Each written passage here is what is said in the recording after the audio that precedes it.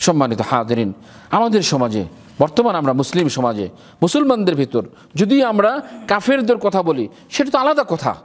কাফের মুশরিকদের ব্যাপারে তো এ ধরনের কোনো আপনার অবকাশই নেই, তারা বলতেই পারে এবং বলছে, অহরহ বলে যাচ্ছে। কিন্তু আজকে মুসলমান সমাজে অসংখ্য মুসলমান আমরা দেখতে পাচ্ছি, মুসলমানরা নিজেদের দ্বীনকে নিয়ে, নিজেদের ধর্মের বিষয়গুলোকে নিয়ে, বিভিন্ন বিষয় নিয়ে তারা নানান ধরনের কথা বলে যাচ্ছে।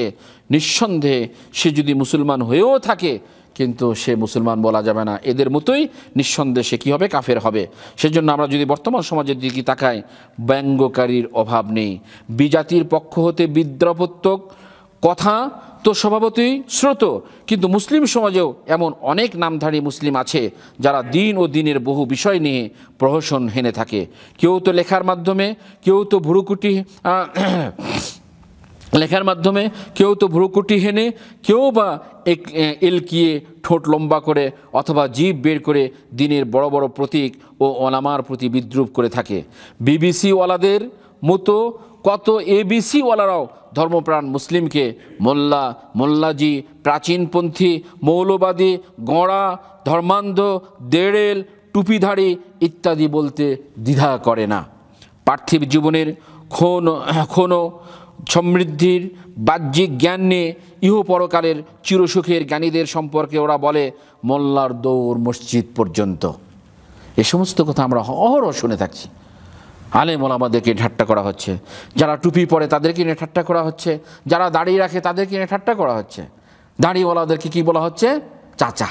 হ্যাঁ, গ্রামের ছোট একটা অল্প বয়স্ক ছেলে মাদ্রাসায় পড়ে, সে ইসলামী অনুশাসন মেনে চলার জন্য চেষ্টা করছে, মাদ্রাসা লাইনে পড়ে সে দিন শিখেছে, তার ভিতর আল্লাহ সুবহানাহু ওয়া তাআলার দ্বীনের মহব্বত সৃষ্টি হয়েছে, সে দাড়ি রেখেছে। আর একজন দাড়ি রাখে না, বয়স হয়ে গেছে, বুড়ো হয়ে গেছে, ক্রিমিনাল, মুনাফিক চরিত্রের অধিকারী, সে বলছে কি চাচা। ও চাচা কেমন আছেন? হ্যাঁ, এই কথাটা কি নিঃসন্দেহে ঠাট্টা নয়, বিদ্রুপ নয়, ওই ছেলের মনে আঘাত দেওয়া না? নিঃসন্দেহে এগুলো আঘাত দেওয়ার উদ্দেশ্যেই বলা এবং দিনের বিষয়গুলোকে নিয়ে ঠাট্টা করা। বন্ধুগণ, সেজন্যই বলা হয়েছে পার্থিব জীবনের ক্ষণ ও সুখ সমৃদ্ধির বাহ্যিক জ্ঞান নিয়ে ইহপরকালের চিরসুখের জ্ঞানীদের সম্পর্কে ওরা বলে মোল্লার দৌড় মসজিদ পর্যন্ত। হ্যাঁ, মোল্লার দৌড় মসজিদ পর্যন্ত ব্যাপকভাবে প্রচলিত আছে। এটি কি বাস্তব? বর্তমান সমাজে দেখেন আলেমরা কোথায় নাই, আলেমরা কোথায় নাই। বিভিন্ন জায়গায়, শুধু বাংলাদেশই নয়, হয়তো বাংলাদেশের প্রেক্ষাপট আলাদা, তারপরেও অন্য অন্য দেশে তাকিয়ে দেখেন আলেমরা আপনার সরকার সিংহাসনের উপর পর্যায়ে পর্যন্ত চলে গেছে। তার পিছে পড়ে নেই। কোন সেকশনে আলেমদের খেদমত নাই? টুপি দাড়িওয়ালা। আমি তো এখানে তাজ্জব হয়ে যাই। হ্যাঁ, আমি কোনো একদিন মক্কাতে ছিলাম, মক্কা মসজিদে হারাম শরীফে ছিলাম, সেখানে একজন ব্যক্তি দেখলাম যে এত বড় দাড়িওয়ালা মানুষ। কোথায় বসছেন? ইতিকাফে বসছেন। কোথায় কোথায় আলোচনা হলো, আলোচনায় বললেন যে আমি ইঞ্জিনিয়ার। আল্লাহু আকবার, ইঞ্জিনিয়ার!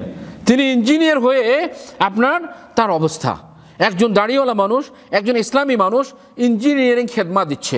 একজন দাড়িওয়ালা মানুষ, আপনার টুপিওয়ালা মানুষ, সে একজন ডাক্তারি লাইনে খেদমা দিচ্ছে। মোল্লার দৌড় মসজিদ পর্যন্ত এ কথা বলে দিনকে ঠাট্টা বিদ্রুপ করা, দিনকে খাটো করা ছাড়া আর কোনো উদ্দেশ্য এখানে নেই। নিঃসন্দেহে এই ধরনের কাজ যদি কোনো ব্যক্তি করে, সে ব্যক্তি আর ইসলামে থাকতে পারে না। এদের বিদ্যা ফকির বিদ্যা, ভিখারি বিদ্যা। শ্রদ্ধাপূর্ণ পোশাক যদি কেউ পরে, তাকে বলা হয় কি, বোরকা যদি পরে বলা হয় ভূতের পোশাক পরেছে, বস্তার ভিতর ঢুকে দিচ্ছে। এভাবে অনেক ফ্যামিলিতে কথা আসছে যে কি মেয়েদেরকে, ছোট ছোট বাচ্চা মেয়েদেরকে কি করা হচ্ছে, আপনার শুরুতেই, তাদের জীবনের শুরুতেই, সূচনা লগ্নেই তাদেরকে কী করা হচ্ছে, আপনার বস্তা পরানো শেখানো হচ্ছে। তাদের কৃষ্টি কালচার, তাদের উন্মুক্ত চিন্তা চেতনার লাইনটাকে বাধাগ্রস্ত করা হচ্ছে। এ সমস্ত কথা বলে তাদেরকে দিন থেকে আপনার সরিয়ে নেওয়া হচ্ছে তথা তাদেরকে নিয়ে ঠাট্টা বিদ্রুপ করা হচ্ছে। বন্ধুগণ, শ্রদ্ধাপূর্ণ পোশাক বোরকার জন্য বলে ভূতের লেবাস। বেপর্দা পরিবেশে কেউ পর্দা করলে আত্মীয়রাও ইঙ্গিতে, ইশারায় ও হাসিতে ব্যঙ্গ করে থাকে। সমাজে আছে, ব্যাপকভাবে প্রচলিত আছে। এখন বোরকা পরা নাকি বেশি অন্যায়ের সাথে জড়িত। দেখছেন অবস্থা? যারা বোরকা পরে তারাই নাকি অন্যায়ের সাথে জড়িত, আর যারা বোরকা পরে না, বেহায়া ঊর্ধ্বলঙ্গ হয়ে আপনার রাস্তায় ঘোরাফেরা করছে, এমন কোনো আপনার অশালীন কাজ নাই তাদের দ্বারা সংগঠিত হচ্ছে না, তারপর তারাও নাকি ভালো। যারা বোরকা পরে তারা খারাপ। এগুলো ইসলামকে ছোট করার জন্য বলা, এগুলো ইসলামী অনুশাসনকে অবজ্ঞা ঘৃণা করার আপনার বহিঃপ্রকাশ। এগুলো যারাই করবে তারা মুসলমান থাকতে পারবে না। এসব উপহাস শুনে মুমিনের হৃদয় দুগ্ধীভূত হয়। তাই মুমিনদের জন্য রয়েছে সুসংবাদ। আল্লাহ সুবহানাহু ওয়া তাআলা সূরাতুল মুতাফফিফিনে বলেছেন, আপনার আল্লাহ সুবহানাহু ওয়া তাআলা বলেছেন, দুষ্কৃতিকারীরা মুমিনদের নিয়ে উপহাস করত এবং যখন তাদের নিকট পার হয়ে যেত তখন বক্র দৃষ্টিতে ইশারা করত। ওরা যখন ওদের আপনজনের নিকট ফিরে আসতো তখন উৎফুল্ল হয়ে ফিরত এবং যখন ওদেরকে দেখত তখন বলতো, অবশ্যই ওরা পথভ্রষ্ট, ওদেরকে তো তাদের তত্ত্বাবধায়ক করে পাঠানো হয়নি। আজ মুমিনগণ কাফেরদের নিয়ে উপহাস করছে। সুসজ্জিত আসন হতে ওদেরকে অবলোকন করে কাফের দল ওদের কৃতকর্মের প্রতিফল পেল তো? সূরা মুতাফফিফিন 29 নম্বর থেকে নিয়ে 36 নম্বর আয়াতে আল্লাহ সুবহানাহু ওয়া তাআলা এই কথাগুলো বলেছেন। কাফেরদের পরকালে আল্লাহ তাআলা বলবেন, তোরা হীন অবস্থায় এখানেই জাহান্নামে থাক এবং আমাকে কোনো কথা বলিস না।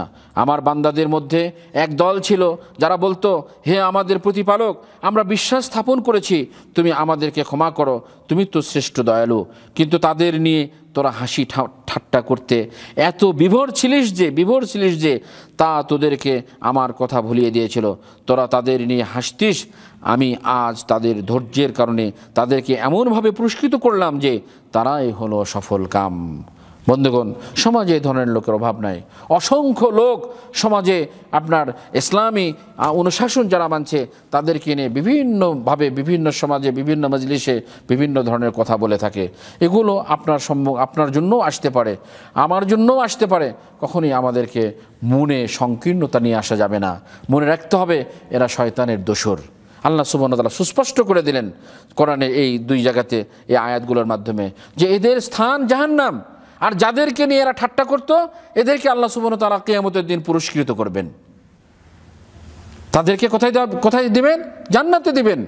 সে কথা আমাদের মনে রাখতে হবে। আমরা দাঁড়িয়ে রাখি না কেন? লোকে আমাকে চাচা বলবে, হ্যাঁ, বয়স্ক বলবে। নিজের বাড়ির কথা বাদই দিলাম, বাইরের লোকেরা আমাদেরকে অন্য কিছু বলবে, সেজন্য দাঁড়িয়ে রাখছে না। ইসলামী অনুশাসন অন্যগুলো যেগুলো আছে সেগুলো মানছে না। এর পিছনে কারণ কি? আপনার প্যান্ট পরা। একটা প্যান্টের কথাই বলি, টাকনুর নিচে প্যান্ট পরলে সুন্দর দেখা যায়, আর টাকনুর উপরে প্যান্ট পরলে ক্ষেত লাগে। হ্যাঁ, ক্ষেত লাগে। এই যে লোকে ক্ষেত বলবে এই ভয়ে আপনার কি করছে? প্যান্ট টাকনুর নিচে পড়ছে। সরাসরি আল্লাহ সুবহানাহু ওয়া তাআলার বিধানকে অবজ্ঞা করছে। কাদের কথায়? ওই নিন্দুকদের কথায়। হাসি ঠাট্টা করবে এই ভয়ে। বন্ধুগণ, ইসলামের এই বিষয়গুলো আমাদের মুসলিমদের শিথিলতার কারণে আসছে। আমরা মুসলমানরা ইসলামী অনুশাসন সুন্দরভাবে মানি না, ইসলামকে ভালোভাবে মানিনি, ইসলামের বিধানগুলোকে পূর্ণাঙ্গরূপে নিজেদের জীবনে স্থান দেয়নি, যার কারণেই আপনার আজকে আমাদের এই অবস্থা।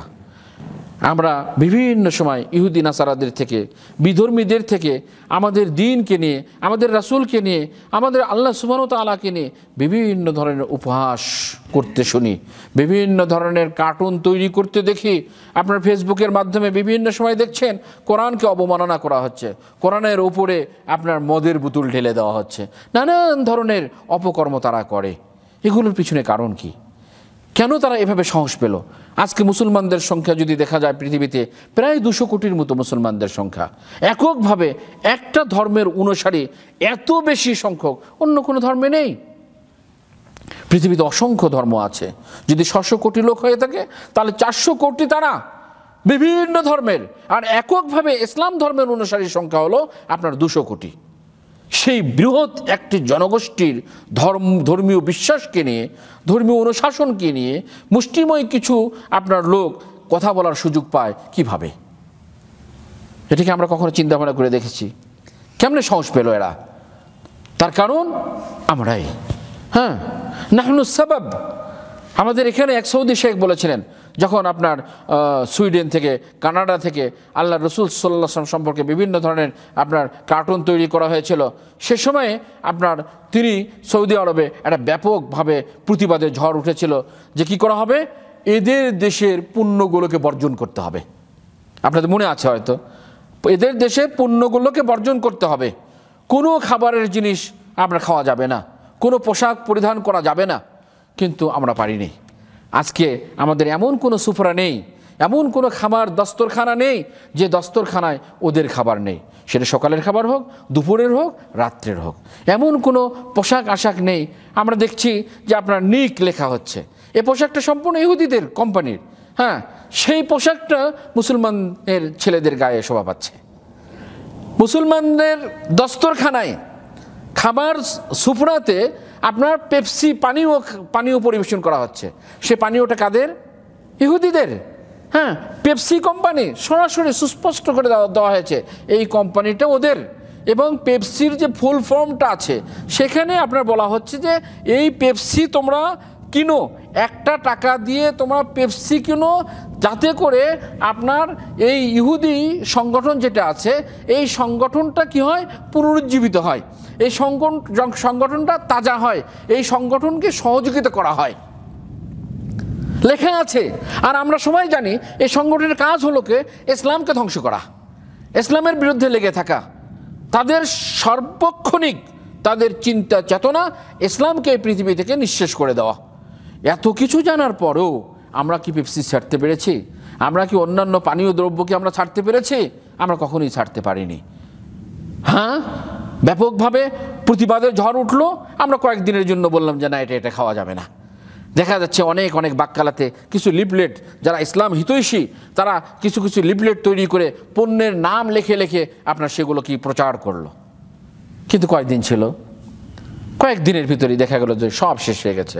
পুনরায় আমরা সেই জিনিসগুলো, সেই পণ্যগুলো ব্যবহার করা শুরু করে দিয়েছি। সেই জন্য এটা হলো একটা সাইড। আমল আখলাকের দিক দিয়ে যদি আমরা বিবেচনা করি, আমরা যদি তাকাই, তাহলে দেখব যে আমাদের কোন আমলটা আমাদের ভিতর আছে, ইসলামের কোন অনুশাসনটা আমাদের ভিতর আছে। আল্লাহ সুবহানাহু ওয়া তাআলা বলেছেন, ওমা আতাকুমুর রাসূলু ফাখুযু ওমা নাহাকুম আনহু ফান্তাহু। তোমরা তোমাদের নবী যা কিছু করতে বলে, আদেশ করেন, সে আদেশগুলো গ্রহণ করো, আর যা কিছু করতে নিষেধ করে সেই নিষেধাজ্ঞাগুলো তোমরা মেনে চলো। আমরা কোনটা করেছি? একের পর এক যদি আমরা দেখি, আল্লাহ রসুল নামাজ পড়তে বলেছেন, আমরা নামাজ পড়ি না। আল্লাহ রসুল সাল্লাল্লাহু আলাইহি সাল্লাম আমাদেরকে আপনার রোজা করতে বলেছেন, হজ করতে বলেছেন, ওমরা করতে বলেছেন, সেগুলো আমরা করি না। এই সৌদি আরবে 10 বছর, 20 বছর, 15 বছরের লোক পাওয়া যাবে যারা কাবা ঘর দেখেনি। আছে না ভাইজান? 5 ওয়াক্ত নামাজ কি জিনিস জানে না, শুক্রবার দিন নামাজ পড়তে যায় শুধু। অসংখ্য লোক আছে শুক্রবারের নামাজও পড়ে না, সে মুসলমান। হ্যাঁ, শুক্রবারের নামাজও পড়ে না সে। এরপর শারীরিক দিকে আসি আমরা, ইসলামের কোন জিনিসটা আমাদের ভিতর আছে? আমার প্যান্ট ঠিক নাই, আমার দাড়ি নাই, আমার চুল ঠিক নাই, হ্যাঁ, আমার আপনার দাঁতের দিকে দেখায় দাঁত ঠিক নাই, আমার নাখুনের দিকে দেখায় নাখুন ঠিক নয়, আমি মুসলমান। আল্লাহ রসুল সাল্লাল্লাহু আলাইহি ওয়াসাল্লাম বলেছেন, মান তাশাব্বাহা বিকওমিন ফাহুয়া মিনহুম। আল্লাহ রসুল সাল্লাল্লাহু আলাইহি ওয়াসাল্লাম বলেছেন, যে জাতি, যে ব্যক্তি যে জাতির অনুসরণ করবে সে তাদের অন্তর্ভুক্ত হবে। আজকে তো আমরা মুসলমান নামধারী ইহুদি হয়ে গেছি, আমরা মুসলমানধারী কাফের হয়ে গেছি, আমরা মুসলমানধারী হিন্দু হয়ে গেছি। আমরা আমাদের বৈবাহিক জীবনে এমন কোনো কালচার বাকি রাখিনি আমরা যেটা হিন্দুদের থেকে নেইনি। আমরা সর্বক্ষেত্রে যাই দেখেন, এইভাবে অসংখ্য বিষয় ইসলামী অনুশাসন যেগুলো হওয়ার কথা ছিল সেগুলোতে ইসলামী অনুশাসন নাই। পাশ্চাত্য কৃষ্টি কালচার, হ্যাঁ, বিজাতীয় কৃষ্টি কালচার আমরা আমাদের সমাজে নিয়ে এসে আমরা মুসলমানরা সেগুলো লালন করছি। সেজন্য তিনি দুঃখ করে বলেছেন, নাহনুস সাবাব। এই সমস্ত গালিগালাজ করা, ইসলামকে নিয়ে ঠাট্টা বিদ্রুপ করা, উপহাস করা, ইসলামের যারা ধারক বাহক তাদেরকে নিয়ে ঠাট্টা করা। আপনারা ফেসবুকে এটাও দেখেছেন আমার মনে হয়, একটা মেয়ে বোরকা পরে যাচ্ছে, সেই মেয়েকে হয় হেনস্থা করা হচ্ছে, আছে না? কীভাবে সাহস পায়? আমাদের মুসলিম মেয়ের গায়ে হাত দিতে পারে? আল্লাহ রসুল সাল্লাল্লাহু আলাইহি সাল্লামের জামানায়, হ্যাঁ, ইহুদি কবিলায় একটা মহিলা গিয়েছিল, ইসলামী মহিলা, তার বোরকা ধরে তারা টানাটানি করেছিল। তার প্রতিবাদে আল্লাহ রসুল যুদ্ধ ঘোষণা করেছিলেন এবং তাদের বিরুদ্ধে যুদ্ধ করেছেন। আজকে আমাদের মেয়েদেরকে অপমান করা হচ্ছে, হ্যাঁ, রাস্তায়, জনসমক্ষে। কোথায়? আমাদের অন্তর কাঁপে না? মুসলমানকে বেধড়ক পিটানো হচ্ছে ইসলামী অনুশাসন মানার জন্য। আমাদের অন্তর তো কাঁপে না, আমাদের তো অন্তর কাঁদে না। তার মানেই হলো যে আমরা মুসলমান না। হ্যাঁ, আমরাই পরিপূর্ণ মুসলমান না। যদি বলতে হয়, কালেমা পড়া মুসলমান, খতনা করা মুসলমান, ঠিক আছে? এতটুকু আমরা বলতে পারি খতনা করা মুসলমান।